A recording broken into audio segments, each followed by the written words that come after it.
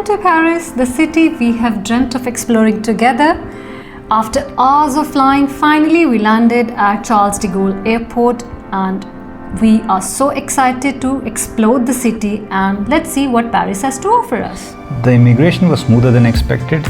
Usually officers आपसे 2 या 3 ही questions पूछते हैं, like आपका स्टे कितना लंबा है, आपकी अकोमोडेशन प्री बुक्ड है कि नहीं है और आपकी एग्ज़िट फ़्लाइट कहाँ से है या फिर प्री बुक्ड है कि नहीं है. So make sure you carry these documents. हमारे से यूजुअली इतने क्वेश्चंस नहीं पूछते क्योंकि हम फ्रीक्वेंट ट्रैवलर हैं. So our immigration was smoother than expected. We smiled, answer confidently and within minutes our passports were stamped, making our Paris trip official and the journey started. So finally we arrived at the Hotel Mercure, which was very close to the Eiffel Tower. Let me give you a small room tour. So the location was perfect. We entered the hotel room and see if we'll just give you a short room tour. So अगर आप देखें तो आपको यहाँ पे T station नज़र आएगा. So you can make a coffee. There is a small coffee machine also. So this is called tea station. And you can see the luggage. We just kept the luggage also. Luggage space ज़्यादा नहीं है. It was a small space because rooms usually Paris में बहुत छोटे होते हैं. Until unless you want to stay far away from the city. So if you just see, there is a normal size TV. And let me just show you the room. So it was a cozy. It's a queen bed. और जैसे ही आप curtain side पे करेंगे आपको नज़र आएगा partial Eiffel Tower view. So which is a very good thing. And you know, if you just talk about the room, it was a cozy room, not a very big room. It was a decent room for 2 people. And you can see there is a TV. Actually सब कुछ ही था, normal amenities जो आपकी hotel की होती हैं. And the moment you step outside the hotel, so you can see the Eiffel Tower. So it's just a walking distance, like a 2 minutes walk था वहाँ से. So this was the main reason कि हमने ये hotel book किया था. Because you can actually see everything. आपको room से भी नज़र आता है partial view and all. और बिल्कुल आप जैसे स्ट्रीट पे निकलते हैं you can see the whole Eiffel Tower. I think which is a very good thing. So this is another recommendation. This is me walking. Okay, so हमने सोचा कि बाहर जाके एक चक्कर मार के आते हैं because bags तो हमने रख दिए थे और our flight was very comfortable. So हम इतने यूजुअली थके नहीं थे. So हमने फटाफट चेंज किया, शावर लिया, वी गॉट रेडी और हमने सोचा कि let's go for a walk. आपको पेरिस की स्ट्रीट्स दिखाते हैं, वहाँ का माहौल कैसा है वो दिखाते हैं. तो ये सब हमने सोचा. सो जैसा कि आप देख सकते हैं, if you just look at the streets, because वहाँ पे सेलिब्रेशंस ऑलरेडी स्टार्ट होने वाले थे. सो काफ़ी लोग ऑलरेडी गैदर कर रहे थे. स्ट्रीट्स अगर आप देखेंगे तो it was kind of traffic was इतना हैवी नहीं था, नॉर्मल था. बट जैसा कि यहाँ पे आप देख रहे हैं, ऐसे कैफ़ेज़ सुबह ही खुल जाते हैं. यूजुअली पेरिस में जल्दी खुल जाते हैं 8 से 9 बजे में ही. तो ये लोग आराम से बैठ के अपना चिल कर रहे थे, कॉफ़ी या फिर अपनी ड्रिंक्स अपने ऑर्डर कर रहे थे. सो हम जस्ट स्ट्रोल कर, हमने लगा कि हम थोड़ा बहुत स्ट्रोल करके आते हैं और फाइनली हम एक बेकरी में अंदर गए. ओके, सो अगर आप पेरिस में जाएँ और you don't explore coffee and croissant, it doesn't do justice to Paris, right? So फिर हम एक कैफ़े में गए. So we picked up coffee and we picked up I think एक हमने वहाँ से सैंडविच लिया था, if you rightly remember. या सैंडविच एंड एक ट्रीट लिया था. मैं उसका अलग से फ़ोटो होगा तो डाल देंगे. तो वो बिकॉज ऑब्वियसली हमारा दिन हमेशा कॉफ़ी से ही स्टार्ट होता है. सो हमने सोचा कि एक पहले कॉफ़ी पी लेते हैं, थोड़ा सा पेरिस का फील भी आ जाएगा because Paris is known for इस कॉफ़ी. सो हमने पेरिस में कॉफ़ी पी, थोड़ा सा कुछ छोटा मोटा सैंडविच खाया, एक क्रॉसो खाया. Hungry, so we thought let's just have sandwich or a coffee. So it would give a good kick to start our day. And then we were just exploring the streets. So उसके बाद हम वापस से बाहर आए. तो अब आप जैसे ही देख रहे हैं कि अब धीरे धीरे क्राउड बढ़ते जा रहा है. बिकॉज क्या होता है कि शाम को सेलिब्रेशन है बेस्टाइल डे के. सो उसी वजह से crowd, because it was kind of national holiday. जैसा कि हमारे यहाँ पे 26 जनवरी या फिर 15 अगस्त की सेलिब्रेशन होती है, रिपब्लिक डे परेड होती है, तो उसी सॉर्ट ऑफ परेड था. सो हम बाहर निकले and this was a crowd. So people who don't know anything about Bastille Day, it's a national holiday in France. So it's actually celebrated every 14th of July, making the French Revolution and the storming of the Bastille prison in 1789. So if you can see the streets, were filled with people waving flags, dancing and celebrating freedom. First of all तो हमें पता नहीं, actual में पता नहीं चला कि why there is so much crowd on the streets. We thought it's just a beginning of summer holidays. तो यूरोप से अलग अलग जगह से लोग आए हैं और बाकी जगह से लोग आ रहे थे। और एक चीज़ आप नोटिस करेंगे, द रोड्स उन्होंने पार्शली ब्लॉक कर रखे थे। फिर हम पहुँचे आईफिल टावर के एक पार्शियल व्यू पे। जैसे ही हम वहाँ पे पहुँचे then I realise this is the most famous Instagram viral spot to take good pictures. But if you can just see my face, मैं थोड़ी फ्रस्ट्रेट हो गई थी बिकॉज मेरे को एक्चुअल में पिक्चर खिंचवानी थी और इफ़ यू कैन जस्ट सी वहाँ पे बहुत क्राउड था, तो कुछ भी स्पॉट खाली नहीं था। तो यूजुअली यहाँ पे ऐसा ही होता है, अगर आप सीज़न टाइम में आएंगे काफ़ी भीड़ मिलेगी, बट कुछ टाइम अगर आप वेट करेंगे तब जाके आपको ऐसा व्यू मिलेगा कि पार्शल आपको व्यू मिल रहा है और लोग थोड़े जा चुके हैं, तो then obviously you can click some pictures. But अगर आप इंस्टाग्राम की पिक्चर्स देख के ही वैसे ही अपनी एक्सपेक्टेशन बना के आएंगे तो may be you will be disappointed. ये है एक अनदर व्यू। सो जो हम थोड़ा सा पास गए, इट्स क्लोजर लुक, सो हम थोड़ा सा पास गए आईफिल टावर के, वी गॉट दैट लुक। और ये है मेन आपका जो आईफिल टावर का लुक है, which is the most closure look वहाँ से। सो यहाँ पे हम, और क्योंकि रोड्स काफ़ी बंद थे, कहीं ज़्यादा दूर नहीं जा सकते थे, तो हम आईफिल टावर के एकदम पास देन उसके बाद गए वहाँ से लुक लेने के लिए। Unfortunately because of the celebration and Bastille day the entry was close, otherwise आप यूजुअल नॉर्मल डेज़ पे आप अंदर भी जा सकते हैं। तो उसके बाद हम फिर वापस स्ट्रीट पे आ गए और स्ट्रीट पे हमने घूमना शुरू किया और कैफ़ेज़ और स्ट्रीट्स एक्सप्लोर करनी शुरू करी, बिकॉज लंच टाइम ऑलरेडी हो चुका था और काफ़ी लोग लंच भी कर रहे थे। एंड वी थॉट कि हम लंच बाहर ही करेंगे क्योंकि वापस होटल जाने का कोई फ़ायदा नहीं है। We already were ready, we wanted to explore more. So हमने सोचा कि हम बाहर जाके और एक्सप्लोर करते हैं, लेट्स सी कि कैसे सेलिब्रेशन धीरे धीरे प्लान हो रही है और क्या कोई इवेंट हो रहे हैं। हमें कोई स्केड्यूल तो नहीं था हमारे पास किसी पर्टिकुलर इवेंट का, बट वी वर श्योर कि कुछ ना कुछ तो ज़रूर होगा। सो जैसे जैसे इवनिंग आप देखोगे होती जाएगी and you will find crowds gathering, तो करते करते फिर हम जहाँ जहाँ लोग जा रहे थे हम भी पीछे पीछे चल पड़े कि people are actually going somewhere. So we thought कि चले देखे एक्चुअल में ये लोग कहाँ जा रहे हैं, क्या हो रहा है। बट क्राउड एक्चुअल में बहुत ज़्यादा था।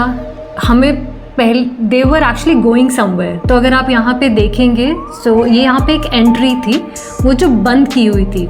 सो फर्स्ट वी थॉट कि शायद यहाँ पे आपको अंदर एंट्री ही अलाउड नहीं है, तो हमने ये चीज़ क्रॉस कर दी, हम काफ़ी आगे निकल गए। देन वी रियलाइज्ड कि वहाँ पे एक्चुअल में क्यूज़ लगी हुई हैं, you can enter inside that thing. फिर हम भी क्यू में लगे। It was a long queue. धीरे धीरे करते करते we finally entered a place. वहीं जाके फिर हमें पता लगा कि आगे से एंट्री है, कि जैसा कि यहाँ पे आपको दिख रहा है ये काफ़ी जगह एंट्रीज क्लोज कर रखी हैं और खाली एक ही जगह से एंट्री अलाउड थी और सब जगह पुलिस ने और सिक्योरिटी ऑफिसर्स ने एंट्रीज ब्लॉक कर रखी थी। ये सब लोग लाइन में ही लगे हुए हैं।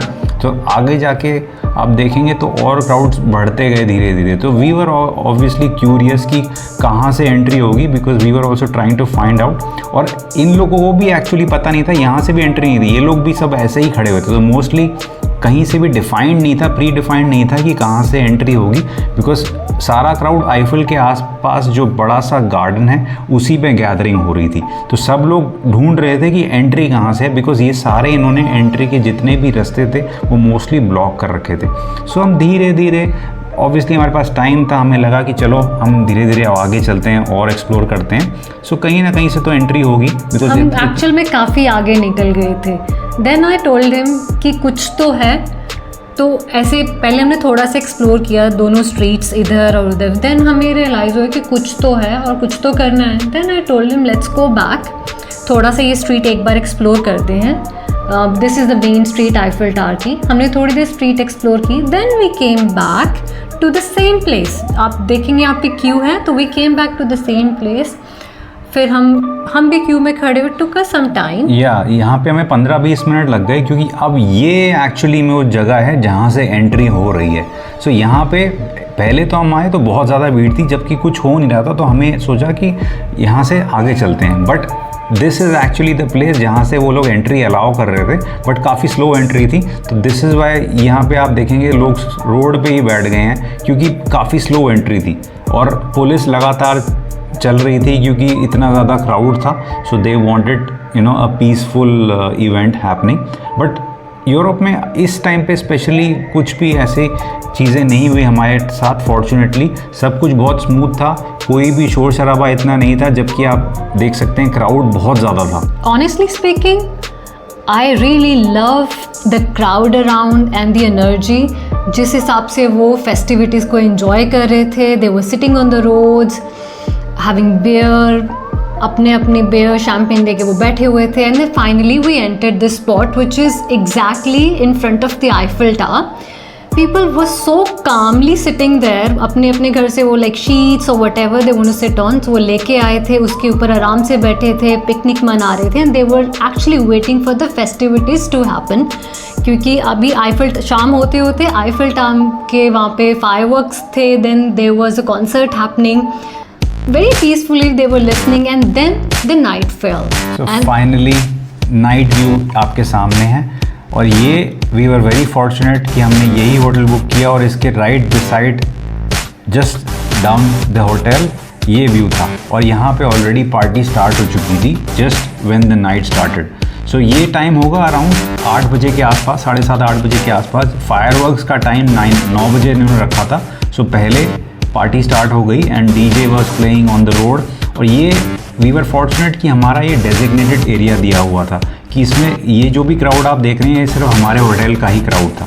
1 या 2 होटल थे उस लेन में, उसी का क्राउड था, और लोग यहाँ पे अपनी अपनी बालकनी में खड़े हुए हैं जिनका फुल व्यू है, वो वहीं से एंजॉय कर रहे हैं। बाकी नीचे हम लोग आए नीचे एंड पीपल वर डांसिंग, अपना सारी फैमिलीज, सारे टूरिस्ट और जितने भी होटल के गेस्ट थे वो सब आराम से खड़े होके एंजॉय कर रहे थे। एनर्जी बहुत अच्छी थी। हे वी आर एंजॉइंग ऑल्सो। थोड़ा बहुत हमने भी डांस किया। अब आए हैं तो म्यूजिक चल रहा है तो डांस तो बनता है। और फायरवर्क्स हम आपको अगले क्लिप में दिखाते हैं, because next day we had planned a photo shoot. So वो आपको जस्ट दिखाते हैं starting. Hi everyone. So we are at the Eiffel Tower and just doing some pictures. So I thought we'll just update you. Yeah, we didn't do much yesterday. As we told you कि कल बहुत ज़्यादा there was nothing to do and there was so much crowd outside. But कल रात को yes, you need to wait for some time. We need to show you something. The crowd was crazy yesterday रात को, and because it was their Bastille Day, so we will definitely upload the videos. You just need to wait for some time. And how it went, it was all crazy. it was amazing. It was like a party right in First the we night. went to the hotel. We went to our hotel room. So we was just we sat there for like 15-20 minutes, and then we realized something happening outside. And trust us, जब हम लोग बाहर निकले and the crowd went crazy. Yeah, it was like party on the streets and Yeah. a lot of fireworks. We'll upload all the videos. I hope you guys will enjoy it. And it was worth it coming on the 14th of July. Exactly. I think we should all try coming on 14th of July because it's almost the best day. They celebrate properly, and you'll probably find DJs playing in the open. So next time, please try for 14th of July. You can come. So this is the view, and this is the river right next to the Eiffel Tower. And we just came here for a small photo shoot and clicking some pictures, making some videos. So I hope you guys enjoy. I'll just give you a quick tour. Stay with the channel. Yeah, so this is how it looks. If you see, just the river. शाम को यहाँ पे ये boats चलते हैं. You can easily book them. Have fun. Very pleasant weather right now. It's touristy, but the weather is nice. इतनी गर्मी नहीं है. Okay गर्मी है. Usually 1-2 दिन पहले बहुत गर्मी थी, but अभी it's okay. It's around 20s, so pretty bearable. So this is how it looks.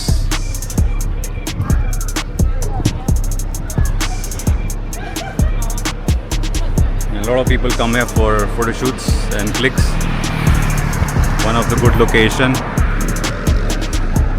So that's about it, guys. We'll upload more videos and it was worth coming yesterday. बहुत अच्छे रात को फायरवर्क्स हुए, so हमने record किया आपके लिए and we'll show you around. So बने रहिए चैनल के साथ. Tomorrow we'll be starting our Tomorrowland journey from tomorrow. So we'll cover more of it.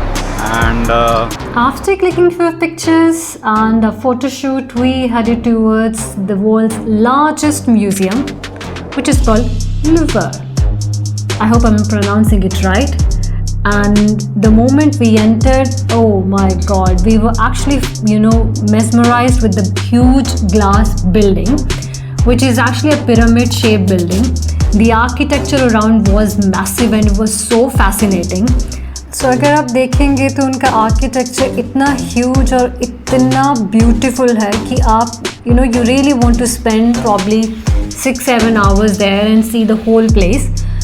While we are just showing you few cute pictures, let me just take you to the history. So if we talk about this world famous museum, this is actually one of the most famous museums in the world. It started as a fortress in the 12th century, later became a royal palace, and finally opened as a public museum during the French Revolution. So today, it houses thousands of masterpieces, including the Mona Lisa, the famous Mona Lisa painting, and the Venus de Milo, making it a treasure of art and history. So people who are actually connected to art and culture, they must have gone through इन सब चीज़ों से, और उन्होंने पढ़ा भी होएगा, देखा भी होएगा. They must have visited this place also. जो लोगों को आर्ट और कल्चर के बारे में नहीं भी पता है, to be honest, it's one place you must visit in your lifetime. It's very beautiful. And it's full of art. जो लोग आर्ट लवर्स हैं उनको डेफिनेटली यहाँ पर जाना चाहिए. अगर आप सराउंडिंग भी देखें तो आर्किटेक्चर बहुत ही अच्छा है और काफ़ी सूदिंग है. काफ़ी क्राउडेड होता है बट अनफॉर्चुनेटली उस टाइम पे क्लोज था. हमने प्रीवियसली विज़िट किया हुआ है, मोनालिसा भी अंदर से हमने देखा हुआ है, so we did not mind because हमको तो बाहर से देखने में एक अलग ही चार्म आता है और यू विल एक्चुअली फील कि आप इतने एक पीस ऑफ आर्ट के एकदम सामने खड़े हैं. सो इसीलिए काफ़ी सूदिंग है. Weather was also very nice और क्राउडेड भी इतना ज़्यादा नहीं था. अदरवाइज जिस दिन ओपन रहता है उस दिन काफ़ी क्राउडेड होता है और काफ़ी लाइंस होती हैं बाहर तक एंट्री की. और ये एक फेमस पिक्चर पॉइंट है. यहाँ पे काफ़ी लोग सेल्फीज़ और पिक्चर्स खींचते हैं. We spend hours just wandering, trying to take as much as we can, as we could, and honestly even if you spend days here it still wouldn't be enough. Louvre isn't a museum, it's a mirror to human creativity. So वहाँ पे हमने कुछ time spend किया, कुछ photos click किए और उसके बाद हम मूव ऑन करना चाहते थे अपने नेक्स्ट स्टॉप पे. From art and history to national pride. Next stop arc de triomphe. और लास्ट में जाते जाते ये कुछ शॉट्स हैं फाउंटेन के, जो इसको आप एंजॉय करिए और फिर हम बढ़ते हैं आर्क द ट्रियम्फ पे. आर्क द ट्रियम्फ पहुंचने के लिए या तो आप टैक्सी कर सकते हैं या फिर आप पैदल भी पहुंच सकते हैं. लवियर से आपको 1.5 से 2 किलोमीटर दूरी लगेगी और या तो आप टैक्सी करेंगे तो भी बिल बहुत ज़्यादा नहीं आएगा. आई थिंक 12 से 15 यूरो ही हमें लगे थे बिकॉज हमारे पास टाइम कम था.